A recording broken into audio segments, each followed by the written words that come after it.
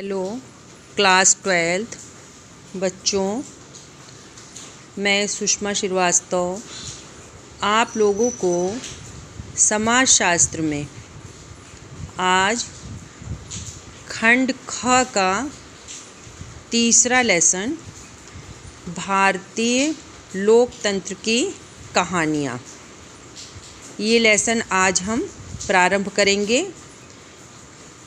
तो पहले इसके बारे में थोड़ा सा समझ लिया जाए कि भारतीय लोकतंत्र की कहानियों से क्या तात्पर्य है।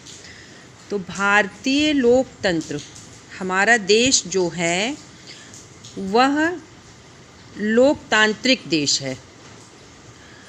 लोकतंत्र अपने आप में जनता के द्वारा जनता के लिए शासन होता है। लोकतंत्र में जनता के द्वारा जनता के लिए शासन होता है।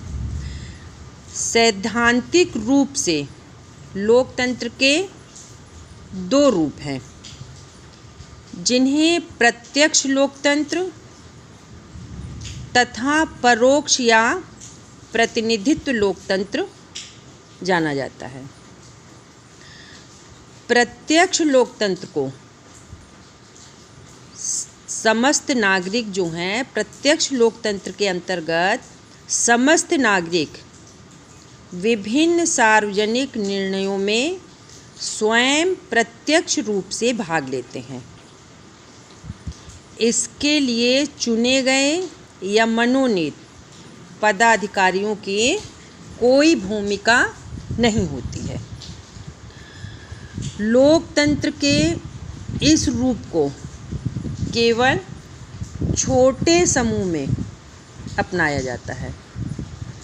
तो ऐसी व्यवस्था को किसी सामुदायिक संगठन, जनजातीय परिषद या श्रमिक संघ की किसी स्थानीय इकाई में अपनाया जा सकता है। तो समूहों में एक स्थान पर सभी सदस्य एकत्र होकर किसी भी मुद्दे पर चर्चा कर लेते हैं तथा सर्वसम्मति या बहुमत से अभीष्ट निर्णय ले लिया जाता है। और बड़े समूहों या राष्ट्र के स्तर पर इस प्रकार की व्यवस्था जो है वह संभव नहीं हो पाती है। तो उसके लिए निश्चित रूप से परोक्ष या प्रतिनिधिक लोकतंत्र को अपनाया जाता है। तो हम ये देखेंगे कि इस प्रकार की लोकतांत्रिक व्यवस्था में समस्त नागरिक अपने प्रतिनिधियों का चयन करते हैं तथा चुने हुए प्रतिनिधि ही समस्त निर्णय लेते हैं। तो लोकतंत्र जो है यह व्यवस्था प्रशासन के प्रत्येक स्तर पर लागू है, जैसे पंचायत, नगर निगम, बोर्ड, विधानसभाओं, संसद, ये सभी स्तरों पर जनता स्वयं अपने प्रतिनिधियों का चुनाव करती है। और लोकतंत्र जब जनता स्वयं अपने प्रतिनिधियों का चुनाव करती है तो ये चुनाव की व्यवस्था में मतदान द्वारा ये किया जाता है। हमारे देश में सहभागी लोकतंत्र तथा विकेंद्रीकृत प्रशासन की व्यवस्थाएं भी अपनाई गई हैं तथा ये व्यवस्थाएं पूरी तरह से लोकप्रिय हैं। सहभागी लोकतंत्र की मान्यता के अनुसार समुदाय या समुदाय के सभी सदस्य एक के साथ एक दूसरे के साथ जो है महत्वपूर्ण निर्णय लेते हैं। और भारत में जो है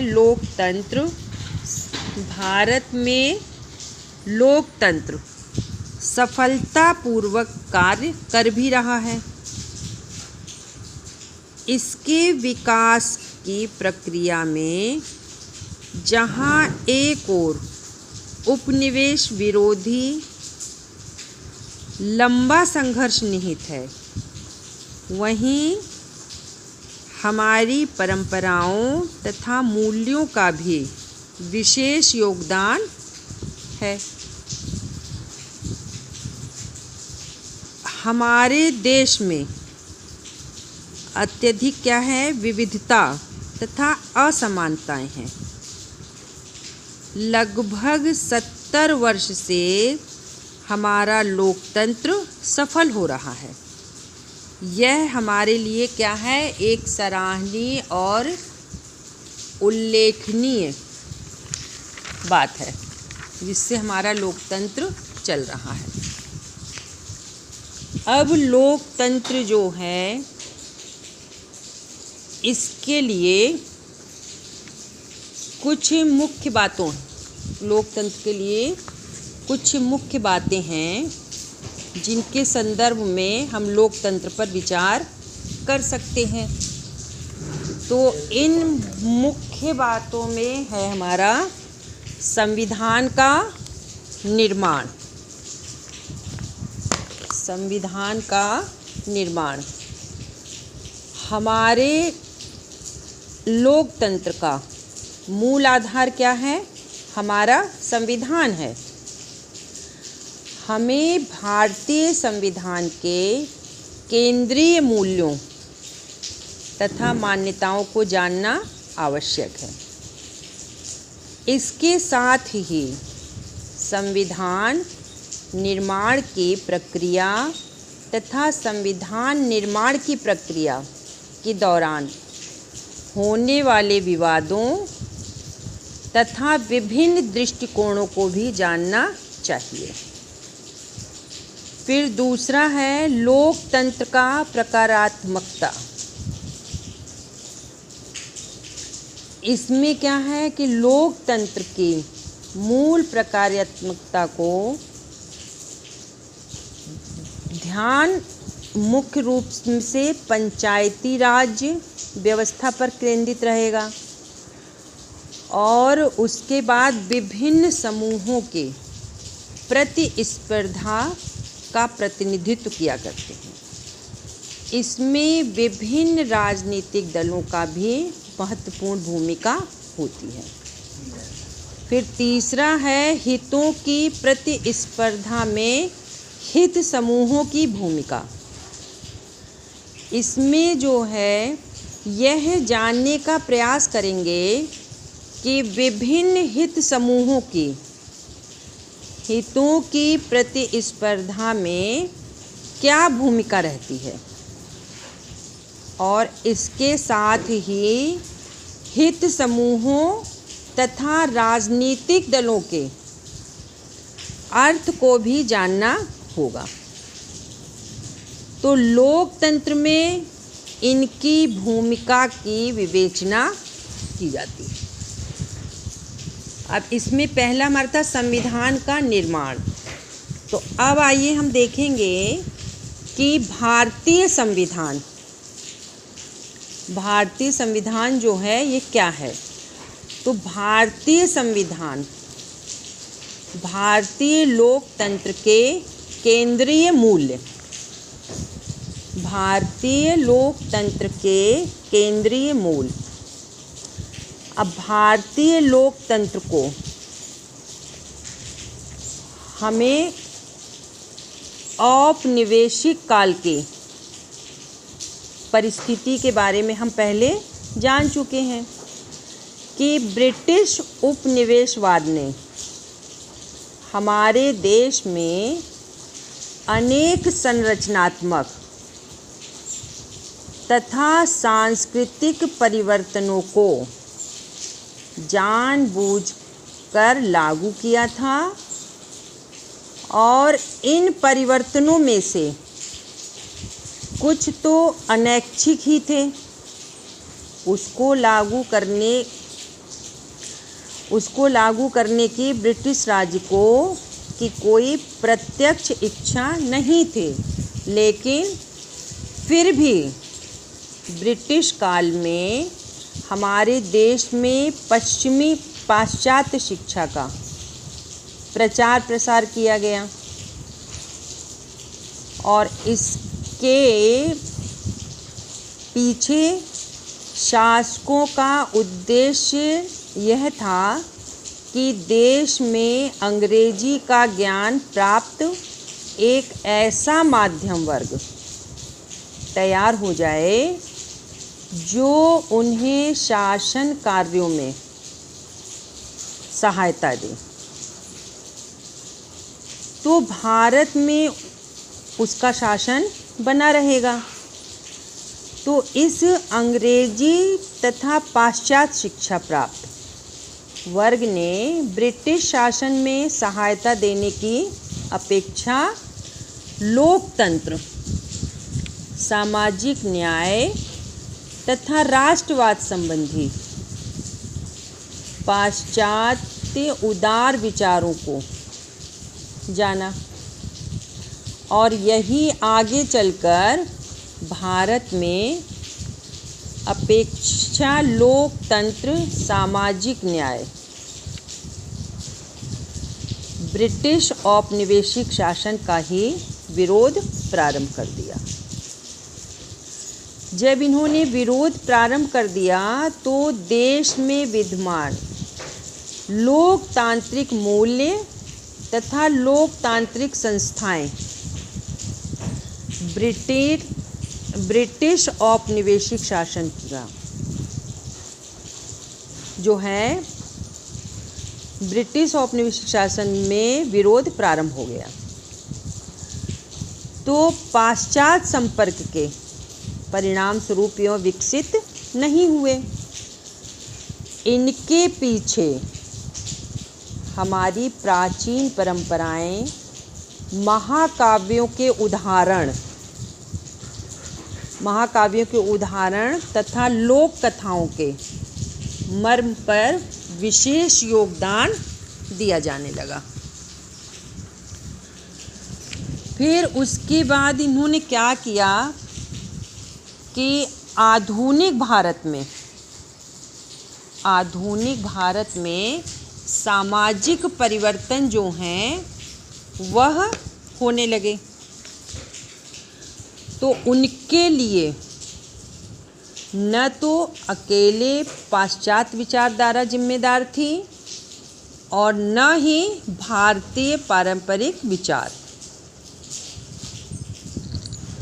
वास्तव में ये सब भारतीय सामाजिक विचारों एवं पाश्चात्य विचारों के संयोग तथा एक पुनर्संख्या का परिणाम हो गए। तो औपनिवेशिक शासकों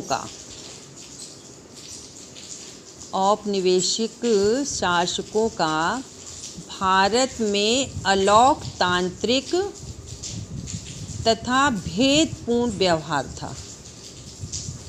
इसके साथ ही भारत के पाश्चात्य शिक्षा प्राप्त व्यक्तियों ने पाश्चात्य लोकतंत्र के सही रूप को जान लिया। फिर इन दोनों में उत्पन्न हुए अंतर्विरोध के परिणाम स्वरूप भारत में लोकतंत्र का जन्म हो गया और भारतीय परिस्थितियों का विश्लेषण करने में लोकतंत्र पर पहुंचने में कुछ सहायता भी मिल गई। तो भारत में निर्धनता तथा सामाजिक भेदभाव व्यापक रूप में था। फिर भारत में सच्चे लोकतंत्र की स्थापना के लिए स्वतंत्रता प्राप्ति से पहले ही गंभीरता से विचार प्रारंभ हो चुका था, लेकिन इस तथ्य का कोई भी एक प्रमाण नहीं मिला। तो सन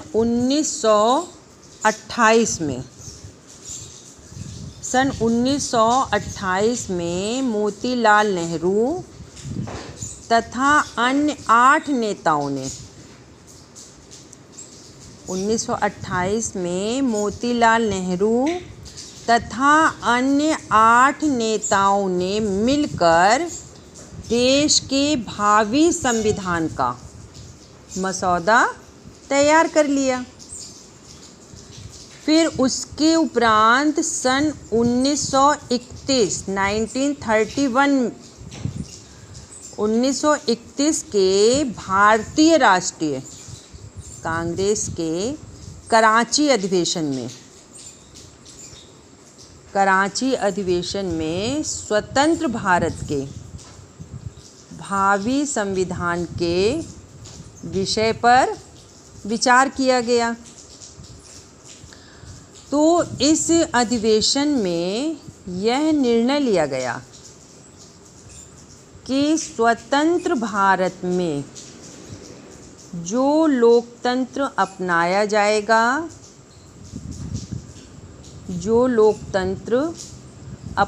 जाएगा वह केवल चुनाव द्वारा सरकार के गठन तथा सीमित नहीं होगा। उसका उद्देश्य एक यथार्थ तथा प्रामाणिक लोकतांत्रिक समाज की स्थापना होगा। तो इस प्रस्ताव में उन मूल्यों का उल्लेख हुआ था जिन्हें स्वतंत्र भारत के संविधान में अपनाया गया। तो भारत में राजनीतिक न्याय के साथ साथ सामाजिक तथा आर्थिक न्याय पर भी ध्यान केंद्रित किया गया। तो जब ध्यान केंद्रित किया गया तो इस दृष्टिकोण ने समाज में समानता को केवल राजनीतिक अधिकारों तक ही सीमित नहीं रखा, इसके अनुसार समान परिस्थिति तथा अवसरों को भी आवश्यक माना गया। तब इन सभी तथ्यों को हमारे संविधान की प्रस्तावना में देखा जा सकता है। तो ये जो है भारतीय लोकतांत्रिक संविधान के विकास की जो पृष्ठभूमि तैयार की गई, वह कराची प्रस्ताव के मुख्य तथ्यों को कराची में उसके मुख्य तत्वों में इसमें कराची अधिवेशन में जो पारित हुए थे मूल तत्व जो थे कराची अधिवेशन के अंतर्गत, तो इसमें था परिशिष्ट 6 स्वराज में क्या क्या सम्मिलित होगा। कराची कांग्रेस संकल्प 1931 में इसमें जो था कांग्रेस ने स्वराज की जैसी कल्पना की थी उसमें जनता की आर्थिक स्वतंत्रता भी सम्मिलित हुई। कांग्रेस ने यह घोषणा की कि कोई भी संविधान तभी स्वीकार होगा यदि वह स्वराज सरकार को सक्षम बनाता है। तो उसमें कुछ पॉइंट थे, जैसे अभिव्यक्ति, संगठन और सभा की स्वतंत्रता, धार्मिक स्वतंत्रता, सभी संस्कृतियों व भाषाओं की सुरक्षा, कानून के समक्ष सभी नागरिकों की समानता, धर्म, जाति या लिंग के आधार पर रोजगार, श्रम या व्यवसाय में भेदभाव न हो। फिर सार्वजनिक कुओं, स्कूलों आदि पर सभी का समान अधिकार व उसके प्रति समान कर्तव्य। 7वां था आत्मरक्षा के लिए नियमानुसार हथियार रखने का अधिकार। 8वां कोई भी व्यक्ति संपत्ति व स्वतंत्रता से वंचित न हो। 9वां धर्मनिरपेक्षता। 10वां था वयस्क मताधिकार। 11वां निःशुल्क व अनिवार्य प्राथमिक शिक्षा। 11वां कोई उपाधि न दी जाए। मृत्युदंड का निषेध। 14 प्रत्येक भारतीय नागरिक को आने जाने की स्वतंत्रता और देश में कहीं भी बसने व संपत्ति रखने का अधिकार तथा कानून द्वारा समान सुरक्षा की सुनिश्चितता। 15 कारखाना मजदूरों के लिए अच्छे जीवन स्तर की व्यवस्था। मालिकों व श्रमिकों के विवादों को हल करने के लिए उचित प्रणाली तथा वृद्धावस्था व बीमारी आदि से रक्षा।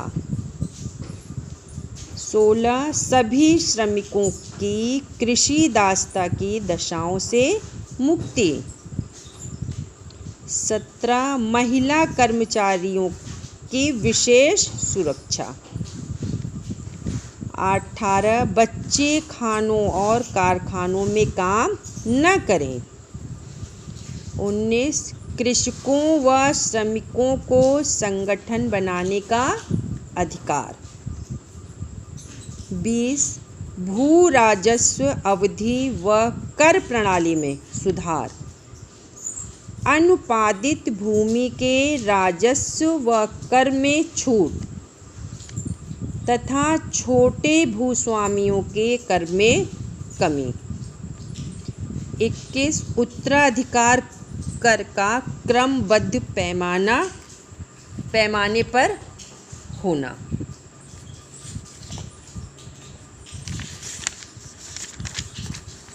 फिर उसके बाद है 22 सैन्य व न्यूनतम आधी कटौती। 23 राज कर्मचारियों को 500 रुपये मासिक से अधिक वेतन न दिया जाए। फिर 24 था नमक कर समाप्त किया जाए। 25 विदेशी वस्त्रों के समक्ष स्वदेशी वस्त्रों को प्राथमिकता व सुरक्षा। 26 नशीले पेय पदार्थों पर प्रतिबंध। 27 मुद्रा व विनिमय राष्ट्रीय हित में हो।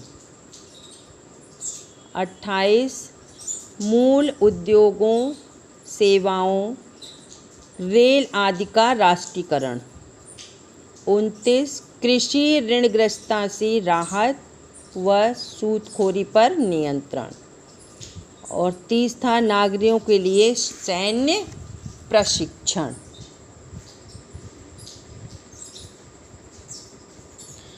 तो ये था हमारा कराची प्रस्ताव को ये 30 पॉइंटों के अंतर्गत रखा गया था। अब हमारा अगला टॉपिक है बच्चों संविधान सभा का वाद विवाद एक इतिहास। संविधान सभा का वाद विवाद एक इतिहास। तो भारत का जो महान संविधान कोई एकाएक तैयार नहीं हुआ था कि एकाएक तैयार हो गया। इसका निर्माण जो है एक लंबी प्रक्रिया तथा व्यापक वाद विवाद के परिणाम स्वरूप तैयार हुआ था। तो संविधान की रूपरेखा जो है इसके विषय में कहेंगे कि महात्मा गांधी ने 1939 में हरिजन पत्र में द ओनली वे शीर्षक में एक लेख लिखा, जिसमें उनका कथन जो था वो यह था कि संविधान सभा अकेले ही जनता की इच्छा का प्रतिनिधित्व करने वाले एक पूर्ण सत्य तथा स्वदेशी संविधान का निर्माण कर सकती है, जो महिलाओं तथा पुरुषों दोनों के लिए भेदभाव रहित वयस्क मताधिकार पर आधारित हो। ये उन्होंने उस पत्र में लिखा था। फिर उसके बाद उसी सन 1939 में 1939 में ही भारत में संविधान सभा की जो है मांग होने लगी, जिसको अनेक अनुकूल प्रतिकूल प्रयासों के उपरांत इस पे बहुत प्रयास किया गया। तब सन 1944 में इंग्लैंड में भारतीय राष्ट्रीय कांग्रेस की विशेष सभा का आयोजन हुआ। जब वहाँ विशेष सभा का आयोजन हुआ तो सभा में विचार विमर्श के लिए उपरांत जब वो सभा का आयोजन हुआ और उसमें जब बहुत विचार हुआ तो उसके उपरांत जो है यह निर्णय लिया गया कि स्वतंत्र भारत का गठन एक गणतंत्र के रूप में होगा और यह गणतंत्र जो है सामाजिक, आर्थिक और राजनीतिक न्याय को मान्यता प्रदान करेगा। फिर इसके बाद सामाजिक न्याय के मुद्दे को लेकर फिर एक वाद विवाद विस्तृत रूप से हुआ, जिसका उद्देश्य यह था कि जो सरकारी प्रकार्य निर्धारित हों उनको राज्य द्वारा अनिवार्य रूप से लागू किया जाए। तो इस संविधान सभा में रोजगार के अधिकार, सामाजिक सुरक्षा के अधिकार, भूमि सुधार तथा संपत्ति के अधिकार तथा देश में पंचायतों के गठन, इन सब विषयों पर व्यापक वाद विवाद हुआ। फिर तब संविधान निर्माण की प्रक्रिया को समझने के लिए मुख्य मुद्दों पर ध्यान केंद्रित करना हुआ। तो जब मुख्य मुद्दों पर हुआ तो वाद विवाद में कुछ महत्वपूर्ण अंश जो रखे गए थे, अब उसके बारे में आपको बताएंगे कि उस वाद विवाद में पहले क्या था। पहला पॉइंट है इसमें, बहस के दौरान के.डी. शाह का कहना था, जो उसमें थे वाद विवाद में, के.डी. शाह का कहना था कि लाभदायक रोजगार या व्यवसाय को श्रेणीगत बाध्यता के माध्यम से वास्तविक रूप देना चाहिए तथा राज्य का यह दायित्व होना चाहिए कि देश के समस्त योग्य तथा समर्थ व्यक्तियों को लाभकारी रोजगार या व्यवसायों की समुचित उपलब्धियां सुनिश्चित हों। तो ये तो था के.डी. शाह का कहना था। फिर दूसरे में था, दूसरा पॉइंट है बी. दास। इन्होंने अपना विरोध जताते हुए कहा कि सरकार के कार्यों को अधिकार क्षेत्र व अधिकार क्षेत्र से बाहर की श्रेणियों में वर्गीकृत न किया जाए। उनका तर्क था, उन्होंने कहा, मैं समझता हूँ कि भूखमरी को समाप्त करना, सभी नागरिकों को सामाजिक न्याय देना और सामाजिक सुरक्षा सुनिश्चित करना सरकार का प्राथमिक कर्तव्य है। क्योंकि लाखों लोगों की सभा वह मार्ग नहीं ढूंढ पाएगी जो संघ का संविधान उनकी भूख से मुक्ति सुनिश्चित करेगा। सामाजिक न्याय, न्यूनतम मानव जीवन स्तर और न्यूनतम जन स्वास्थ्य सुनिश्चित करेगा। फिर इसी में तीसरा पॉइंट है। तो इस मुद्दे का उत्तर, इन दोनों मुद्दों का उत्तर जो है, वहाँ पे उपस्थित थे डॉक्टर भीमराव अंबेडकर। तो इन मुद्दों का उत्तर जो है डॉक्टर भीमराव अंबेडकर ने अपने शब्दों में क्या कहा, सुनिए। संविधान का जो प्रारूप बनाया गया है वह देश के शासन के लिए केवल एक प्रणाली उपलब्ध कराएगा। इसकी यह योजना बिल्कुल नहीं है कि कोई विशेष दल सत्ता में लाया जाए, जैसा कि कुछ देशों में हुआ है। अगर व्यवस्था लोकतंत्र को संतुष्ट करने की परीक्षा में खरी उतरती है तो यह जनता द्वारा निश्चित किया जाएगा कि कौन सत्ता में होना चाहिए। लेकिन जिसके हाथ में सत्ता है वह मनमानी करने के लिए स्वतंत्र नहीं है। उसे निदेशक सिद्ध कहे जाने वाले अनुदेशों का सम्मान करना पड़ेगा, जिन्हें वह अनदेखा नहीं कर पा सकता। उनके उल्लंघन के लिए वह न्यायालय में उत्तरदायी नहीं होगा। लेकिन चुनाव के समय निर्वाचकों के सामने उसे इन बातों का उत्तर देना होगा। निदेशक सिद्धांत जिन महान मूल्यों में संपन्न है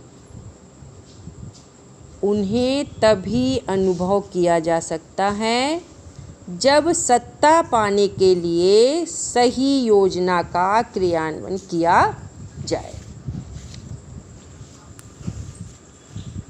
फिर है आपका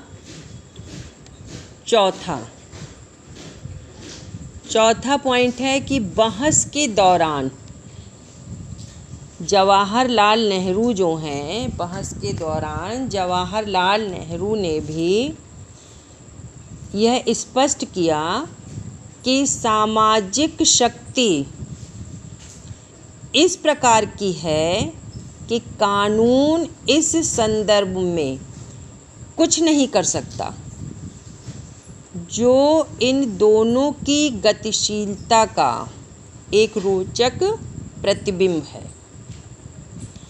तो नेहरू के शब्दों में क्या था? अगर कानून और संसद स्वयं को बदलते परिदृश्य के अनुकूल नहीं करते तो वे स्थितियों पर नियंत्रण नहीं कर पाएंगे।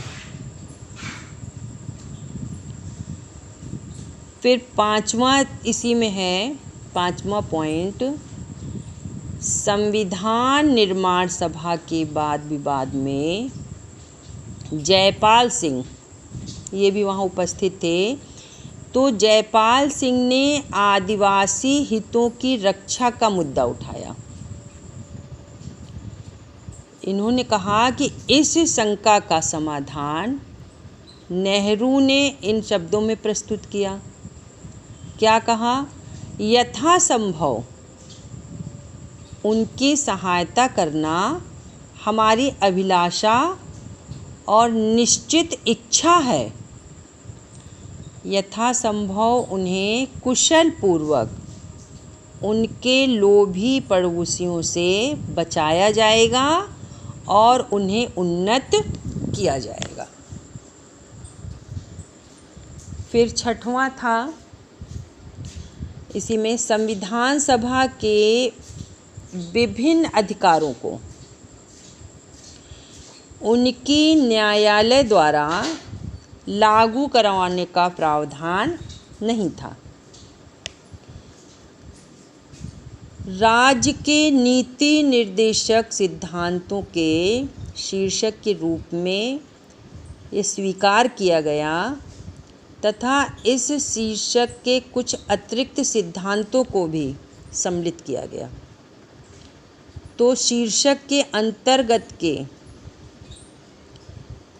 के सभा नम ने सुझाव को भी शामिल कर लिया, जिनके अनुसार राज्यों के लिए ग्राम पंचायतों की स्थापना का प्रावधान था तथा स्थानीय स्वशासन के लिए उन्हें अधिकार तथा शक्ति देने को आवश्यक माना था। फिर 7वां है, संविधान में ग्रामीण क्षेत्रों में सहकारी कुटीर उद्योगों के विकास से संबंधित एक खंड टी.ए. रामविलास चेट्टियार ने जोड़ दिया। उन्होंने क्या जोड़ा उसमें कि इसके अतिरिक्त एक वरिष्ठ सांसद ठाकुरदास भार्गव ने राज्य को कृषि तथा पशुपालन को आधुनिक प्रणाली को अपनाकर सुव्यवस्थित करने से संबंधित खंड को सम्मिलित किया। अब हमारा अगला टॉपिक है संविधान का अर्थ। तो संविधान के अर्थ के लिए भारतीय संविधान के विकास की प्रक्रिया तथा कुछ अन्य पक्षों को जानने के उपरांत संविधान की संकल्पना का समाजशास्त्रीय दृष्टिकोण से अध्ययन किया गया। तो इसमें क्या था, आधुनिक युग में प्रत्येक राज्य सभ्य राज्य का कोई न कोई संविधान होता है। कोई भी राज्य बिना संविधान के नहीं रह सकता। तो आधुनिक संवैधानिक राज्य सुनिश्चित नियमों तथा सिद्धांतों के आधार पर संगठित होते हैं। तो इन नियमों और सिद्धांतों को ही जो राज्य के ढांचे, इन नियमों और सिद्धांतों को जो राज्य के ढांचे, बनावट और संगठन को निर्धारित करते हैं, उन्हें संविधान कहा जाता है। संविधान आंग्ल भाषा के कॉन्स्टिट्यूशन शब्द का हिंदी रूपांतर है। कॉन्स्टिट्यूशन शब्द का प्रयोग मानव शरीर के ढांचे व बनावट के लिए किया जाता है। जिस प्रकार मानव शरीर के संदर्भ में कॉन्स्टिट्यूशन का अर्थ शरीर के ढांचे व गठन से होता है, उसी प्रकार राजनीतिक विज्ञान में कॉन्स्टिट्यूशन का तात्पर्य राज्य के ढांचे तथा संगठन से होता है।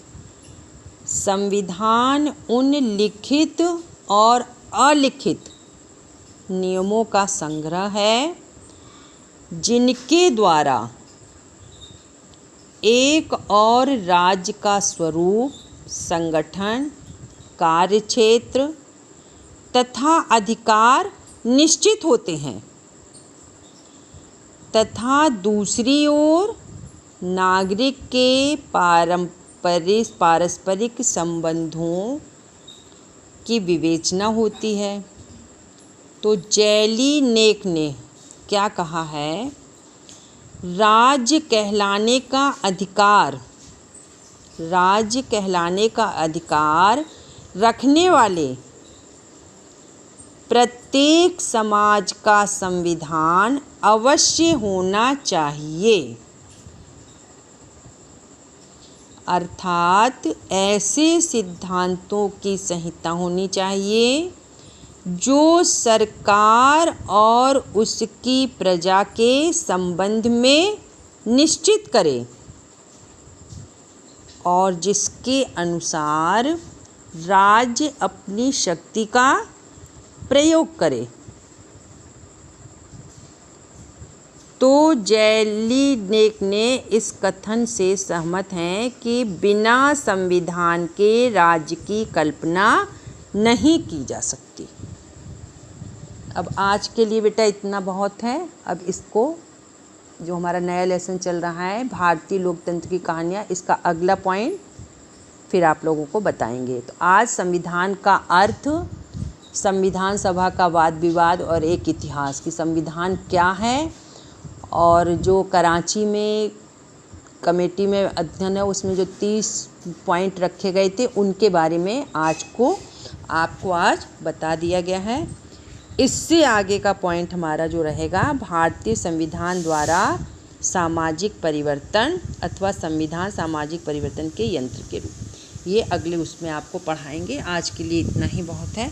धन्यवाद।